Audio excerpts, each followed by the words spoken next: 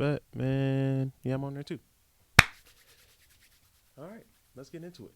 Welcome to the Just Action podcast, where all we do is take action. I am the one, the only Holiday season, and you're here for a reason, and it's because we have a new segment. It's called Conversations with AJ, where we find people who are doing extraordinary things in the world, and we have a conversation. And today, I have a great friend of mine, met in college, still keep in touch now.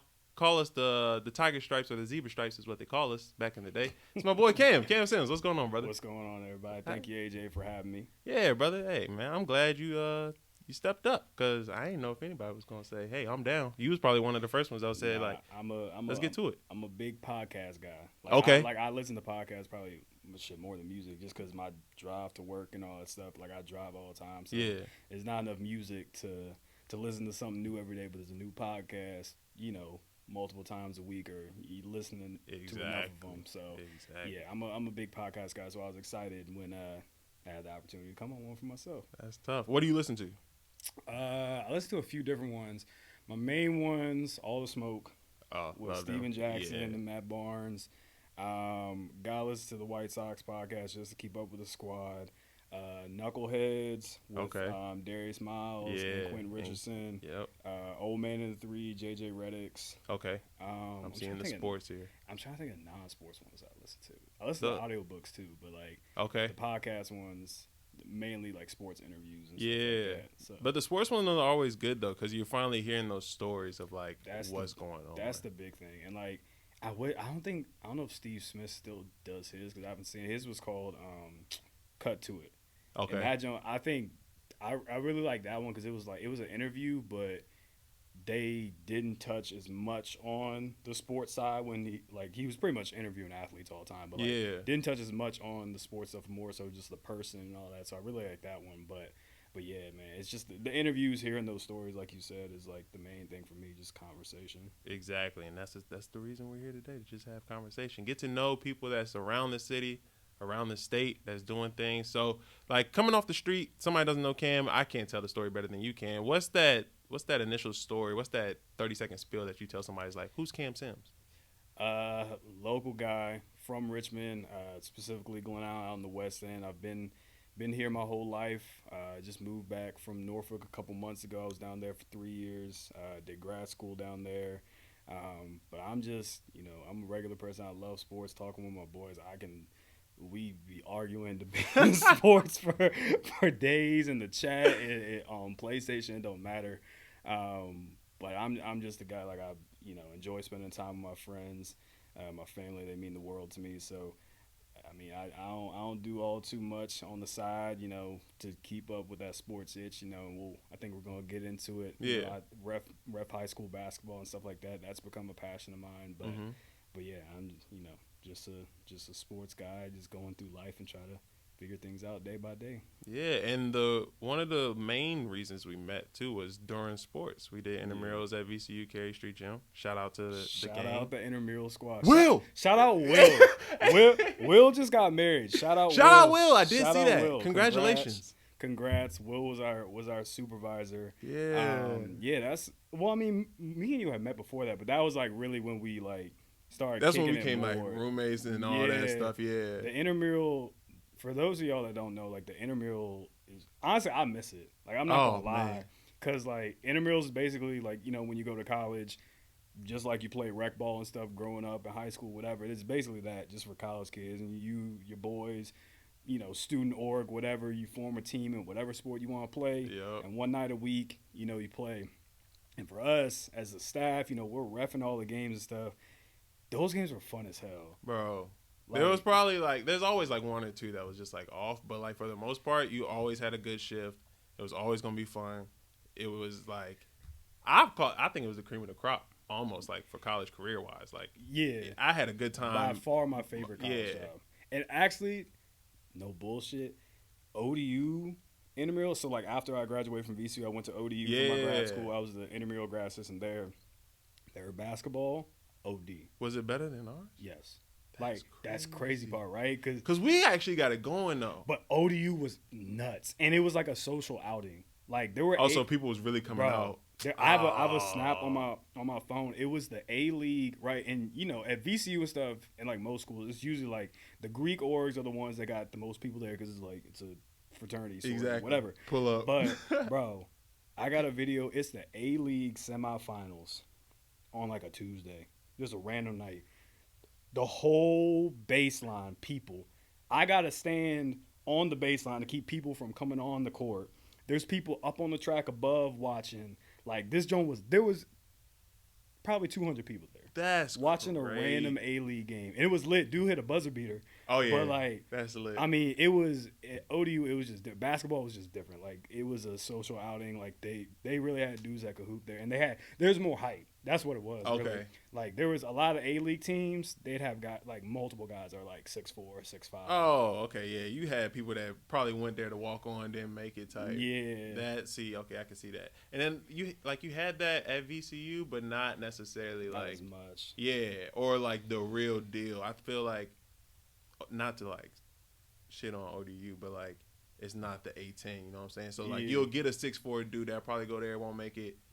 Do the A-League. I think a lot of the guys at VCU, because it was the same thing when you were doing club basketball. Where it was like there was a lot of guys that could hoop at VCU. They just didn't. It was all guards too, though. Yeah, they just didn't want to play like club or intramurals or whatever. They just want to come play pickup and do their thing. Exactly. It was just, I think it was a structure thing that they didn't want to play. Because probably if everybody played, it'd probably be up there. But from just an attendance standpoint, like OD was crazy. Like I'm not gonna lie, I miss that don't shit. sound fun, bro. So you did intramurals, grad school there. What'd you study there?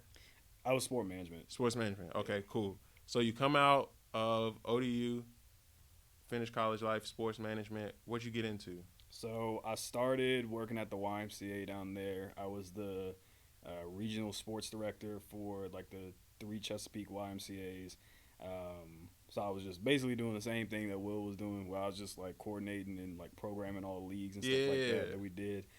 That was cool. It was like, different from campus rec, but it was still the same thing. I think the main difference is like you got to deal with the parents. Yeah. Like, how was that? Because I can only imagine like, well, when you're in college, it's just like, yo, shut up, my peer. But now it's like you got to listen to parents yelling at they kid that they think it's gonna be a superstar. And that was probably the worst part, because like I would say, at least, because even once I came back up here, like I did some YMCA rec games on the weekends and stuff this season, but like the parents up here are tame. The parents down there are on one. Oh, well, you in bad news? No, like I'm in in Chesapeake. Like I mean, like it wasn't like it wasn't a. I would say, okay, put it this way. I was in Greenbrier. Like, you got Great Bridge or whatever. Great Bridge is like, I'm trying to think. Great Bridge is like Short Pump, like deep West End. Oh, okay. But like Greenbrier is like kind of like regular West End area here, where it's like you got some people that got money, but then you got other people that are like, middle class or a little bit below that. So it's kind of like a mix. But like, nah, I wasn't in like, a bad area by any means. Them parents just on one. And like even now, like my coordinator then who they promoted into my position when I left, he still texts me. They got parents fighting and stuff. I'm not even. Let me not put their business out there. But like the parents was like, because I think what I realized very quickly was these parents in particular, like a good chunk of them, didn't realize how like youth sports work. Okay. And so when I first came in, I had the one center in Greenbrier where I was located. There was another smaller one, so they didn't have as many kids. But then I also had Great Bridge. Okay. Those two, the main Greenbrier and Great Bridge, were like huge as far as participation and stuff goes. Got you. They're 15 minutes away from each other, max. But I don't know what it was about them. One of the center's families did not want to leave their area. Like, and so, because so basically the way the centers were just, as far as field space went, we had a lot more kids playing, this was in the fall, we had a lot more kids playing soccer than we did football. Okay. So the spot with the more space, I put soccer. Yep. And then I put football, the smaller one. Well, all the parents who had to go to the other side that were from this one particular area, I'm getting calls like, we signed up here. Why do we got to drive over here? I'm like, they right?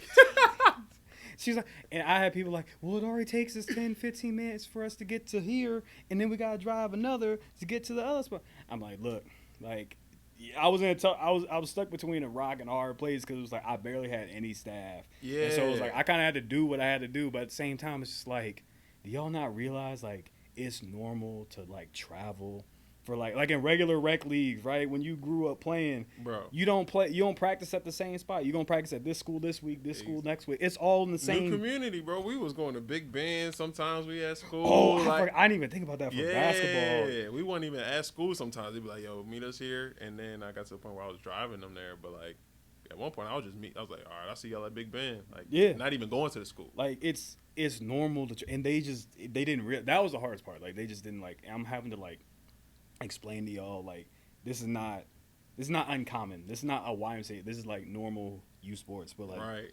That was a tough thing. But other than that, I mean, I did enjoy it. I did enjoy it. The majority of the people were great. The coaches were, just being willing to be a volunteer youth sports coach. Shout out to all the youth sports coaches because, like, it's a thankless job.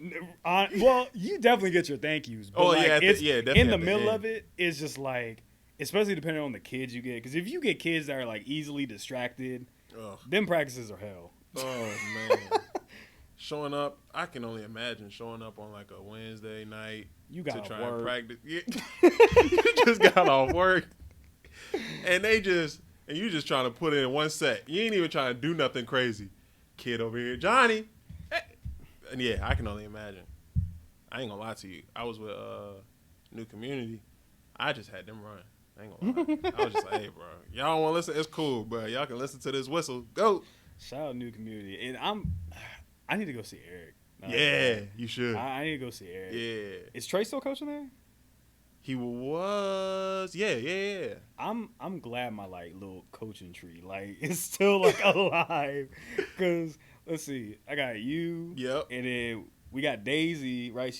And now she's a coordinator. She's at UMD. Yeah. I'm about to go Shout see out her. Daisy. That's I'm about to go see her in June because I'm going up to a camp up there at UMD. Okay.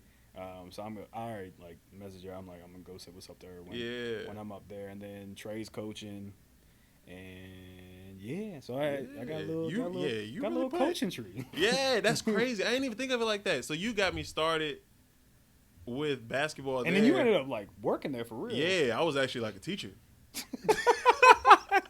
Believe that. I was over there, yeah. But I was like a teacher's assistant. So I basically managed, and quick spiel on what I was doing there. I just managed like a study hall. During the pandemic, they needed like kids couldn't just be out and about. Like they have this nice campus, but once pandemic happened, they needed them in one area, which was crazy when you think about a pandemic. Just have everybody in one area, but they just needed somebody to monitor them. So I just sat there and there you go. Hey, don't make a fool of yourself while you're in here. Hey, bro, just chill. Be cool, bro. Be cool. It's me. But all right, cool. So you go from that to coordinating, basically doing will spot. What was that transition like from being the ref, doing things in that manner, to then being a GA, to then being a coordinator? How'd that feel, just moving up, and now you went from kind of the foundational base to now teaching people where you was at? I mean, it was like pretty basic, step by step, just like, climb. So, you go from when we're an undergrad and we're just, out there every night working games and all that stuff. Then we become supervisors. At that point, especially our last year at VCU, like, I was not working at night at all. Because, like, that last year, like, because I was coaching at Rocket and I was coaching at New Community. You had a packed schedule. I had, like, it was, like, class, gym, maybe class again, practice. And then other days I was in the office in the morning. That's all I did. Yeah, you was really just office work. Yeah. And so then go to ODU. Then it's pretty much the same thing, just office stuff. I popped out. There was very few games I had to ref. Mm-hmm. I did a couple basketball games on Sundays because that's like when everybody wanted to take like, oh, we got a chapter, or like we got to study, like whatever. And so like I'd have to work like an A-League game or two in basketball. Sometimes, no, I don't think I ever did football. But basketball I definitely did. Okay. And so then it was pretty much just managing. My supervisors and managers were great. Honestly, they were really good at coaching up and critiquing the staff. I was just pretty much there, one, just for me to just have something to do. Exactly. I would just pop out and just watch stuff. Yeah. But then also, like, it was inevitable. Something was going to happen. Some player was going to feel some type of way about whatever, and I'd have to, like, answer to it or whatever. And, I mean, that was pretty much it. Other than that, just being a face and trying to, not really change the culture, but I think the person before me wasn't a big basketball person. Okay. So, like, that being their biggest sport, there was a lot of incidents that happened because you didn't have somebody that could, like, really talk through rules-wise what happened or, like, why this is, or really just, like, be able to, like, communicate and kind of relate to players and Right. stuff. So when I came in, it was, like, a little bit easier for me, or, like, the players were a little bit more at ease, like, talking to me as somebody that, like, kind of knows the sport enough. Exactly. But yeah, I mean, that was, that was what it was. Wasn't too crazy, and then becoming full time. Still, that I actually had to get back to reffing just because numbers wise and just to do something. I get bored if I was just walking around all day on a Saturday. Right. And that was again just more managing people, making sure that teams were created right. That was honestly probably the hardest part, was just the way we had when registration closed. Mm-hmm. Like, they didn't want to registration closed like after the season started. But the thing was, we would always start the season with what we call meet and greet day. It was a Saturday. Everyone had signed up. They have each team has a specific time. They come in to get the jerseys, meet the coach, all that stuff. But like, that's on a Saturday, and then we're still creating teams like throughout that week because we're still getting registrations in. So like that week, we're getting calls in like, I haven't heard anything yet, Yeah. da, da, da, da. And we're still making teams. So like, it got to the point where like I was having to ignore calls, like, because we had like it's not like we didn't send out any communication like prior to that. It was just, but it was like depending on when they signed up and stuff, So it got to the point where I had to stop answering calls, otherwise we wouldn't be able to make the teams. Exactly. And that week was probably the most stressful part, because it was just like this happened, or this person's email is wrong, so mom's not getting the emails, and we requested that they're supposed to be on their friend's team and they're not. It's just a bunch of that week putting everything in order. Yeah. But then like after about 2 or 3 weeks into the season, once families were used to when they practiced, what field they were on, all that stuff, it was like a cakewalk until like the end of the season. So it was like going from undergrad to that was just a steady progression of just more administrative responsibility, and just being able to coach up my staff and just make them better, because when the staff's better, then the product's better, and then everyone's enjoying their time, and that's really what it's all about. Yeah, and in that space that you have where you get to coach up people, is there anything in particular that you're giving them? Is there like a cam special where they're getting only this from you? Like, is there something that you do that's unique from anybody else in regards to that? I don't think so. I don't think like people like really reinvent the wheel. There's definitely pieces that I took from like Anthony and Will, just because they were kind of like they were my supervisors when I was getting started in the space, and it was like they were, Will's a high school football ref.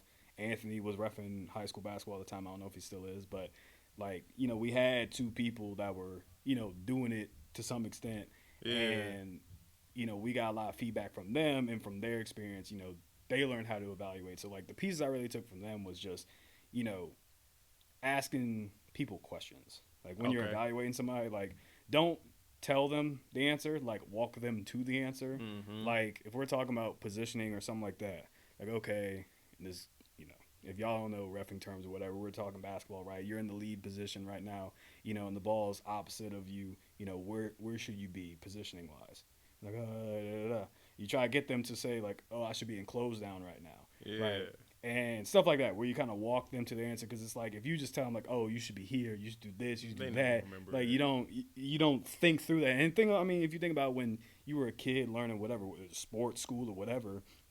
And somebody's just telling you this is the answer, you're not processing any of that. You're not getting the why or whatever. So that was just the main thing I kind of, tried to work on when I was evaluating people was just, asking them questions to see if they can get themselves to the answer, and just be, willing to take critique myself. I think that was a big thing too. When I was on the court, like I would tell the managers, like, hey, like critique me at halftime like you would the rest of the staff. Yeah. Like just because yes, I might be more experienced than some of y'all, like that doesn't mean like I'm perfect by any means. Like what to look for. You're the manager, like you're in this position for a reason. Like critique me. And I think that, that piece of it is big, that humility, because if your staff sees like, okay, they can take feedback. They don't look at themselves as like, bigger than the rest of us just because they have a higher title or whatever, right? It just kind of, it made it much easier. Like by doing that, it made it easier for my managers to then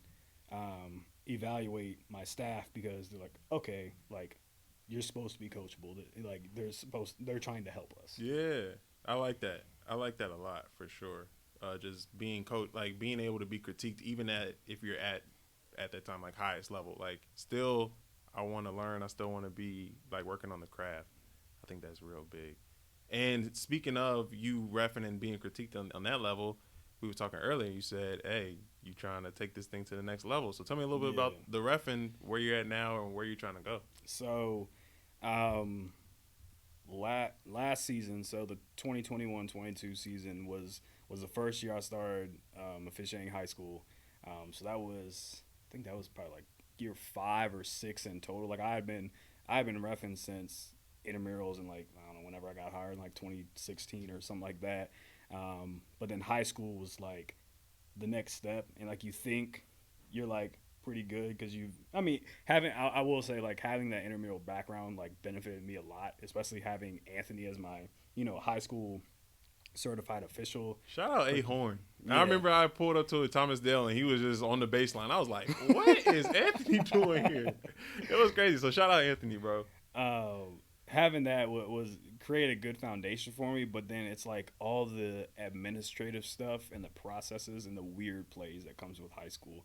So it's like it's not as simple as intramurals. It's just like, you don't have coaches, you don't have a coaching box, you're gonna have some technicals, but like, are you really adjudicating them like properly? Like, are you just giving them 2 shots? Or like, if you have multiple technicals, like how does that go? And dead ball fouls and or dead ball technicals and all that stuff. So it's very different. Even though I felt comfortable pretty comfortable at the time, just because as far as the basics of the game and my judgment, I had good judgment. So I did pretty well. But I mean, now, like only a year later, it's just like what I know now is so much more than what it was. So this past season was my second season. My short-term goal at the end of last season was to get varsity games. Now, obviously, my first year I only worked JV, which was good. I got some pretty competitive JV games down in the Hampton Roads area. But then this year my goal was to get varsity games. And honestly, I gotta give a shout out to the Crown Refs podcast and the Crown Refs community. That group right there has been the reason why I've grown so much in this past year. Yeah. So Crown Refs is basically this community of officials. It's almost at 300. I think we're just below 300 of us from across the country, a couple international people. Wow. People of all levels. We got some officials that are new. We got some people in the NBA pipeline. We got people doing college and stuff. Some people doing FIBA. I think we even got NBA ref in there. This is a diverse group. I like this. It's tough. So it's like we're just all in the Discord. It's like they have a Patreon where they put out content. That's how I first heard about it, was like on Spotify with the podcast and stuff. And so Paul puts out content, but like really like the membership and the biggest benefit of it is being in the Discord with everybody, where we can just like ask questions. People will send plays that they have and stuff, and it's just like a resource and free flowing like conversation about just officiating like at all times. And so they opened my eyes to like all this. Like I really got an understanding of like what it is, or like the industry of reffing. Like it's easy to just like, okay, I have this game, go to this school, call a game, and go home. But this is like there's so much more to it, like camps and all that stuff. So that really helped like expedite my growth. So I did have a heavy varsity schedule this year, which was great. I worked 41 games in total. Half of them were varsity, so that was good. I kind of got to go all over the Richmond area. I got some really the JV games I did have were really competitive, like boys JV games predominantly, and then I got a couple of boys varsity, a lot of girls varsity, some private school stuff. But what was the biggest game for you? Or most exciting? I don't know. Most exciting was Hermitage versus Highland Springs girls varsity. Actually, no. Well, the result of this game, if it was closer, it would have been by far. It was Thomasdale and Matoaka girls varsity. At Thomasdale, they got a shorty over there that hoops. At Dale, sophomore. Yeah, she's a hooper, bro. Oh my god, I peeped it early. I didn't even realize she was a sophomore. I didn't either. She's 1,000-point club or something. Like, already make no sense. Already makes no sense. Hooper. Okay. That's lit. Okay, bet. So shout out Dale. Like, you know what I'm saying? it was early in the season. I was with two vets, and that's my main thing. Was just like, my main thing is just give me opportunity. Like, if you put me on with two vets, I'm not fucking up the game up that much. Exactly. I can only imagine. Like, two vets with me, I know the game. Like, it's gonna be a smooth night. Yeah, at the least. So it's Dale and Matoaka. Dale ended up. That's right, because they lost to Manchester. So they won the regional. Yep. They beat Manchester in the regional finals. But then Manchester beat them in like the state semis. But anyway, Thomasdale was like probably between them and Manchester were the best two high school programs in the Richmond area. And so it's Thomasdale, Matoaka, but Matoaka's another Chesterfield school. Yep. And so there's a good crowd, and like cheerleaders are lit. There's a lot of energy in the gym. So I think that's the thing that like a lot of people don't realize about officials. Like, it's a game for, like, we have fucking fun too. Like, it's fun. I was just about to ask you, like, how does that feel like for the refs? So I've done Bon Air, which and then intramurals, of course, but like I never had a high intensity like high school game where like the crowd is going crazy at y'all. Probably like nobody's really on y'all side. The only people y'all got is y'all three. How does that feel like for refs? It really depends on the atmosphere, but it's like the crowd is kind of whatever. The energy is great. No matter what, the energy is great. They can be boom, whatever. Like, having energy in the gym makes the environment more fun for us. But, as long as we know that we're having a good game, that's all that matters. Because we're going to get, like, no matter what call you make, 50% of the people are going to hate you anyway. It don't matter. And I got you anyways. Ball out, ball here. Here we go. Yep. It's damned if you do, damned if you don't. And so that game, it was just a lot of energy in the crowd. Like, I just remember at the end of the first quarter, or it was a timeout or something, and like we all like met real quick. I literally went up to my partner, I'm like, this shit is fun. Like, this is a fun game right now. And like Thomasdale ended up pulling away. I think they won by like 15 or something like that. But like while it was competitive, like, it was just a fun environment to be in. Yeah. Second to that was definitely Hermitage and Highland Springs girls varsity. That was like back half of my season. That was again that it was packed in there. Like, it had way more people than the Thomasdale game, but that joint was packed, and it was competitive for 3 quarters. Like, it was just back and forth. And I remember it was like right at the end of the third quarter, and girl for Hermitage, I think it was third quarter, whenever it was.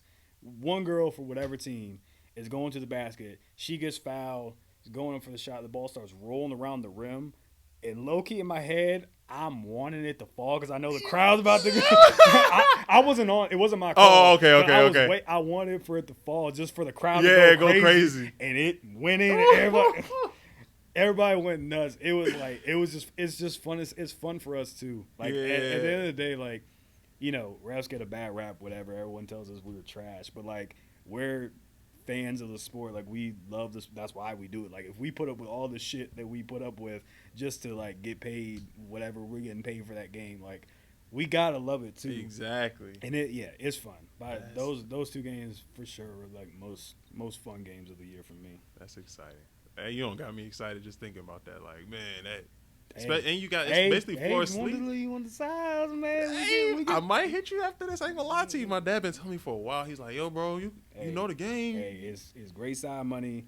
Like, you've already done it to some extent before. Yeah. And once you get in high school and you start you get that bit now. The only shitty part is we get paid in the season, but once you get that, I heard about that. Once you get that deposit in the season, though, you it's like, worth it. Boy, it's worth it. That's tough. Okay, no, we gonna talk after this for sure. Then, all right, bet. Oh, you don't got me excited. Now I'm thinking about basketball. What's So going from refereeing, timeline is refereeing intramurals. Then you get this whole background knowledge of now you're not even a supervisor. What's the word I'm looking for? Grad assistant, and then moving to now director role, or now in high school. Director. Then now into high school refereeing. So you have this progression of like keep moving up the ladder. What's that thought process, or like the thing that keeps you going? Because I know some people at our age, 26, 27, could be like, yo, I'm just going to stick it out with this job, make sure it's cool, and I'll live the life I live. What gets you excited or motivated to keep going forward, to say like, yo, I have this passion with basketball and I just want to try it out, even if it's on the side right now? It can end up eventually being like my real thing. What keeps you going during? You don't get paid during the whole, the whole year till the end on the deposit. What's that like that keeps you motivated? I think it's just, I think it's just me in general for anything in life, but it's just always wanting to get better. Like I just want to progress in some way, shape, or form, whether that's work, whether that's, officiating, whatever. It's just, I just want to progress in life. And so it's one of those things where, it's like when you find that new, like with podcasting or just creating content, period. Yeah. When you figured out, like, right, it started with you making them geeky ass videos on Instagram in your apartment, right? Yeah. And then all of a sudden you realize, like, oh shit, like people like this stuff. Like I'm kind of good at like what I'm doing, and I'm enjoying it too. Like, right. You're like, okay, now I want to do more. And so then you start the podcast, then you get the space and the camera and the mics and all that stuff, and now you're like, all right, like now I'm trying to create content for real. You're going to, the JUCO like championships and all that, shooting that and shooting other events in the area. That's literally all it is. It was just like I realized that, I'm all right at this, and I like I get paid. I like it. I get paid to do it. It's a healthy habit. Like we're running 2 miles a game at least, depending on the pace of the game. 2 miles. Like it's a healthy thing to do. I get paid. I enjoy it. Like why would I not want to do this more? And then when I realized, like, okay, like, there's more to this. There's like people like do this for a living. Not that necessarily, and that's a whole nother rabbit hole. Like doing it for a living is very different, and I got a lot of perspective. Last summer, like, so one thing when I was talking about Crown Refs, one thing I found out, like, there's camps. Yeah. Right. So in the summer, you have like big time officials host camps. So you have two kinds. You have developmental and you have hiring. Okay. Developmental, you're just there to get better. A lot of times there'll be some big names there, that can give you great feedback, and even people who are doing college will go to those just because, like, I'm getting evaluated by somebody that it's works like a little Peyton ACC. Manning camp type thing. Okay. Yeah. And so then you have your hiring camps where, like, you're going to the ODAC or the ACC or whatever, the MEAC, and you're trying out to get hired by that conference. Okay. So last summer, like, first of all, when I found out about it, I was like, oh, there's camps for this? Like, I can go do shit in the summer? Like, I can, like, get evaluated by people who work, like, NCAA tournament games and shit? Like, sign me up. And so the first one I ever went to was Roger Ayers camps. For those of you that don't know, Roger Ayers is an ACC official. He is arguably one of the best, not arguably, he is one of the best men's college basketball officials in the country. He just worked the UConn-Miami Final Four game. He worked the Duke-UNC Final Four game last year. Like, he's known for just the crazy schedule that he has. Yeah. So he's from Roanoke. Oh, wow. And so every summer he hosts a camp at Liberty. I'm signed up to go again this year. Okay. And last year, I went because Paul, the founder of Crown Refs, like, he was one of the clinicians, and so he hosted like a couple like little like breakout sessions and stuff, and he was like shooting content the whole time. So there was like a group of like 10 of us from the Crown Refs community that ended up going. But like when we had the classroom sessions, so obviously you work in games, but you have the classroom sessions too, where some of the different clinicians speak, and so him and there was one other official. I can't remember his name. He's retired now, but they talked about like life outside the lines, Okay. and they talked about how their family was impacted by their crazy schedules, like how you have a game. Now this is we're talking the elite of the elite here. Like, Right. Roger's working like damn near every night, Yeah. and it's like work a game, flight to the next city, sleep, wake up, watch film, whatever, eat, get ready for the next game. Is like all over the, I mean, at least the East Coast, but like at this point when you're at the top of the top, you're working multiple conferences on Right. top of that. So, and they talked about how, as they're going through this and during the season, right, we're talking October to March, that's what, 5 months? 5 months? October. 5, 6 months. Yeah. Yeah, end of October. So, yeah, 5 months. Yeah. And basically on the road all the Don't see 'em. time. And yeah, you got young kids and they're like resenting the fact that you're never home. And like I was like, not that I'm anywhere near that point in my career, Right. but like I never considered that before. And so that made me think very differently of it. Now again, I could talk to you 4 years from now and maybe I'm in a position where, I'm looking to try to get hired in the D1 or whatever, and things have worked out to where that it's feasible for me. But it was just something I had never considered before that. Yeah. And so when you're really full time with that, like it's nonstop. It's not just regular people 9 to 5. You come home, get home from work, cook dinner for the family, go to sleep. Nah, like you might not see your kids for like 2 weeks to a month. Like straight. That's crazy. That's almost It's almost like a deployment. I was about to say deployment, but it's also worse than the players. Like if you think of an Oh, NBA, yeah. at least they get to go home. Yep. They got home stretches. It's like, what's home for Yeah. like 5 months for you? That's Yeah. crazy. And so that was kind of what changed things for me. But, again, I'm nowhere near that point anyway. So it's something that's in the back of my head, but, it's really not a concern at this point. Yeah. But realistically, I do want to work college to some capacity. I'm hoping that I can make something happen next summer. That's my goal.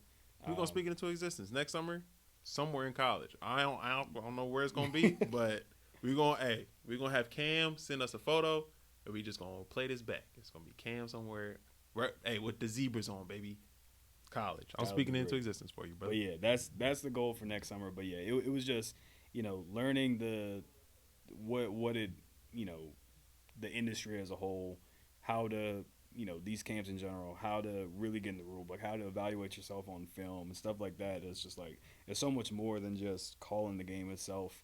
But yeah, it was a real eye-opening experience. Like once I started going to camps and stuff like that. I like that, bro.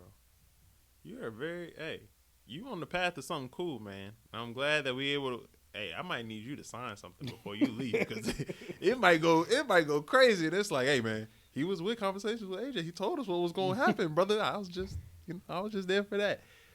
I appreciate you coming, man. And with, I have a spiel at the end that I want to get to, but like, this is the Just Action podcast where we're trying to discuss taking action on things, discuss getting past the limiting beliefs that you have, getting past the mental barriers, because at the end of the day, if you start taking action, like you said, it's just one thing after another. I started here, I did one step, the next thing you know, you look back and it's like, oh man. Is there any like quote that you stick with or a motto that your mom gave you? Is there anything that's like a one-liner or something of that nature where it's like you could give to somebody who might need it? I'm so bad, like on the spot. One things like this. Yeah, I would just not even a one-liner, but I can give just or just something soliloquy. The floor is yours. Honestly, nah. I just heard this morning. Oh, like I said, see, that's what I'm saying. Hey, give it to me. I listen to audiobooks, and I'm listening to 50 Cent right now. And one chapter, his thing was, or one of the concepts in one of the chapters was just do shit. Like, and that's with whatever you're doing. And one of the examples he used was how like travel blogging has become a big thing, and how when people first started travel blogging, like, older people were like mad at like, oh, these kids are just taking the camera, da, da, da, da. And the next thing you know, like these kids are getting 6-figure deals to promote this, or they're getting free rooms in these resorts, and that's how he's like, social media and the internet is just kind of like, expedited everything. So like the point of it is just do shit. Whatever, like find something that you enjoy. Find a way to incorporate it into your life. If you're working a normal job and you have this passion that you kind of want to pursue, just start. Like if you don't start, the hardest thing to do is start with anything. If you so many dreams have ended just because they never started to begin with. So just start doing something in some capacity, working towards whatever you're trying to achieve. And I mean, that's all life is just figuring it out. That's all. Life is just a game of figuring it out. That's everything. So just start, and you'll learn a lot of things. You're gonna fuck up. You're gonna make mistakes, but like, you're gonna figure it out as it goes. And hey, you might not end up being a full-time, podcaster or blogger or whatever it is to where you can make that your lifestyle, but you might make a decent enough change on the side that can, at least offset some of the costs that you have. So, just do shit and figure it out as you go. I love that, brother. Just do shit. It's just action.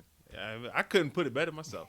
Listen, ladies and gentlemen, as you see, we're having these conversations and they're picking up quite rapidly. But the big thing that I think I took away from this, for me, what was it? Crown Refs?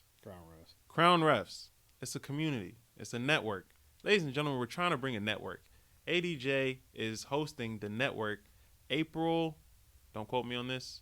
I don't have a date yet, but it's the third week in April. I'll have the official date somewhere on this here. When you have a network of people who are like-minded and trying to achieve the similar goals that you're trying to achieve, you can go faster. What they say is, if you want to go quicker, go alone. If you want to go farther, go with people. So we're trying to go farther with a lot of people. And as you see with these conversations, whether it's Cam, who's trying to direct his path to being in college next summer, which we will see, whether it's Josh, where Josh is trying to get Tav off the ground and into the Louis Vuittons of the world. It's a network of people who are all like-minded. They're all thinking the same. We're all trying to achieve the same goal. We're all trying to figure life out. So ADJ is trying to host a network, which will have an event third week of April. Trey, Jamal Jams, that's going to be DJing. It's going to be a good time, and I hope to see you there. But until then, Cam, I appreciate you, brother. Yes, sir. Love, peace, and Afro Grease. We'll see you on the other side.